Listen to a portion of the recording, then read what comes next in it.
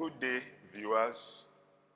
Welcome to the maiden edition of Lenten Talks, a program of the Diocese of Lagos Mainland in the Church of Nigeria Anglican Communion. This program is designed to enrich our understanding of the Lenten season in our journey as Christians. We will be looking at the theme of creation as it relates to beauty. With me today is Reverend Cyril OSAGIE. You're welcome, sir. Thank you. Thank you very much. Reverend OSAGIE, this whole issue of creation, when we look back, we look at the Bible, the account given to us, is that at creation, everything was bright, everything was beautiful. After creating all the creatures and putting man in charge, God expressed satisfaction. Yeah. Now, over the years, you look around the world and you look at our own world in Nigeria specifically, how well have we maintained that beauty that characterizes the whole essence of creation like God? Okay, thank you very much, sir. I think one of the first things we look at is that if you look at the creation in itself from when God made the world and the rest of it, you found out that certain things were put in order in the creation. There was an order in the creation. One of the first things you find that there was light. Okay. When light was made, then every other thing came into form. If you bring the fast forward now to today, you can perceive and see that there's a lot of darkness. The way people perceive things, the way people do things, people's hearts are wicked, people's hearts are dicks. So it tells you that there's a need for light, enlightenment, information, skill, so that people brighten their horizons.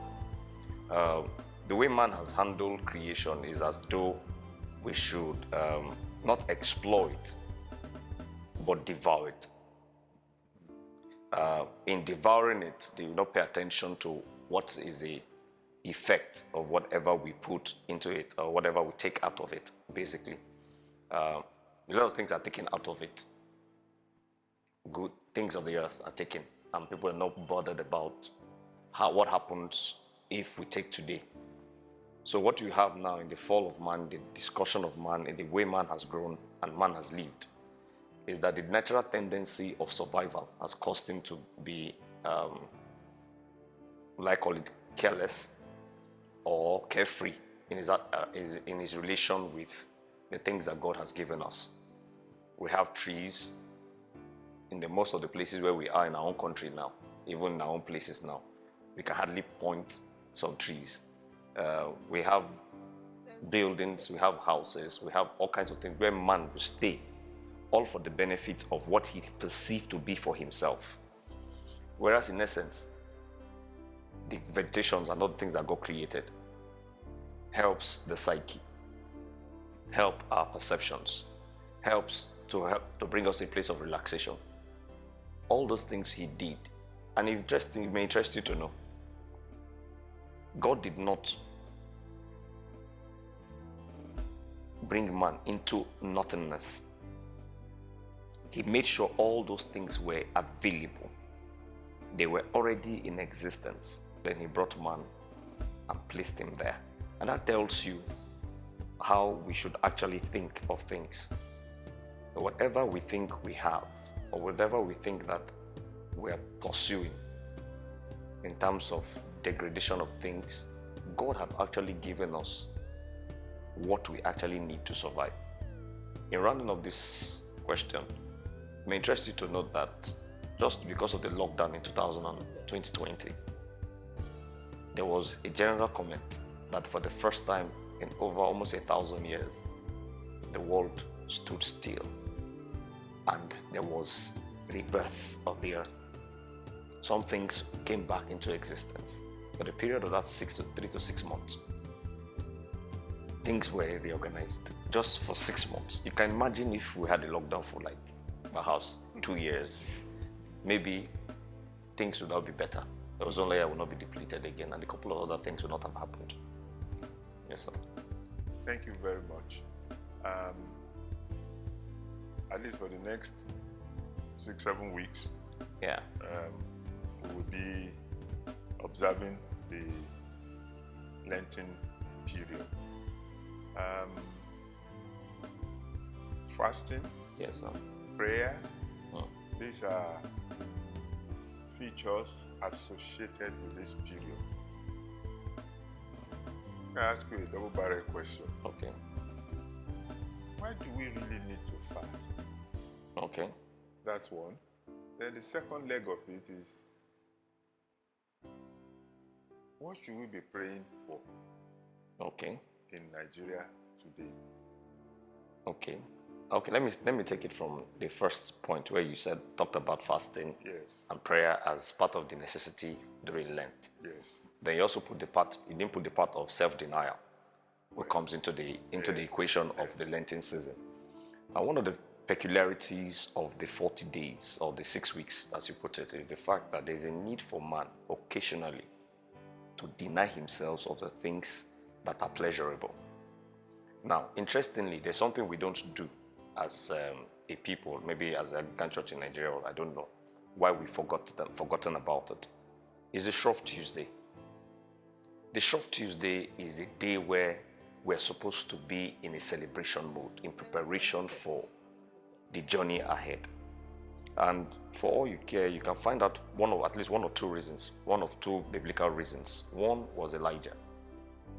Elijah had an experience with Jezebel in 1 Kings chapter 18, and then he was on a path of running away. He got exhausted and fell asleep at a particular point, and an angel woke him up. Elijah, wake up and eat. And I like the Bible for something. It's very specific on certain things that it says. Say there's baked food, something baked there for him to eat. And then the man got up, ate it, and slept again. 3 times he did that thing, 3 times he slept. And the Bible recorded again that that food that he ate took him for the next 40 days till he got to the mount, where he had an encounter with God, with the fire, the wind, and all of that. It gives you a recourse to find out that the Shrove Tuesday itself becomes the platform where we begin to prepare our minds for the 6 weeks. For the Directorate of Youth, and part of the things that the Directorate of the diocese have done, that over the last few years, since 2012, if I'm correct, we've always encouraged the young persons to find time to wait and to be part of this, to get them into the 6 weeks journey. You also asked about the fast, that why should we fast? And I mentioned the fact that there's a need for self-denial. You cannot have pleasure 100% all the time. There's a need at times to be sober and be reflective. And one of the things that we do is that when we are in the period of fasting, there's something called that the things that cost you something. Most human beings, it's food. Then those who don't eat like food will tell you, well, it doesn't really mean much to me. But then you can tell them to drop their phones, drop their TVs. So it becomes a necessity, because then you now have to apply yourself into something else. It becomes a deliberate attempt. Someone said many years ago that if you don't have food in the house and you say you're fasting, it may just be like, well, perhaps because you don't have. If you have so much available that whatever you want to eat, you always have, you find out that it becomes difficult to stay away. But then, food is a major issue. Everybody wants to eat. Everybody likes to eat. So for some, it may be food. For some, it may be their attention span on social media, maybe what they do on a regular basis that they need to cut down on. And for some, it may just be that, okay, perhaps I used to eat this much food, I reduce my quantity. The most important thing is that there must be denial. You must deny your body. You must deny yourself. The next question is asked, what should we be praying for? Yes. Interestingly. Now, this is also a penitential period. So it means that for those who are struggling with certain sins, it's a period also to put yourself under God's mercy and set aside, like the Bible talks about, that let us set aside the sins in Hebrews chapter 6. Set aside the sins that easily besets us. So this kind of things become this period where you look for those kind of things in your life and begin to find ways to overcome them. Now, interestingly, in the church also, every Friday we're supposed to be waiting. So if you add that one to the waiting of 40 days, you find out that in a year, you would have done almost like, let's say 52 weeks plus 40, close to 100. But then, because we are not conscious of the fact that there is a need to deny ourselves, we play around the fact that, what time do I break? What time do I do this? If you want to really serve God, time value does not really count. 6 weeks is short, but also useful. So if anybody is really interested in fasting within this period, you can pick up your time. Some have issues with their tummy. They say they can't go beyond 12. It's fine. The most important thing is intention, making sure that during that period, you spend real time with God in the place of prayer, meditation, reading of His Word, and trying to look for scriptures and feed your spirit and your soul to the point where by the time you're done with the 40 days, you would have gained some strength. In rounding off this discourse, we know the story of the eagle. Yeah. That at a particular point in time, he goes up to the highest mountain, and then he spends some time there.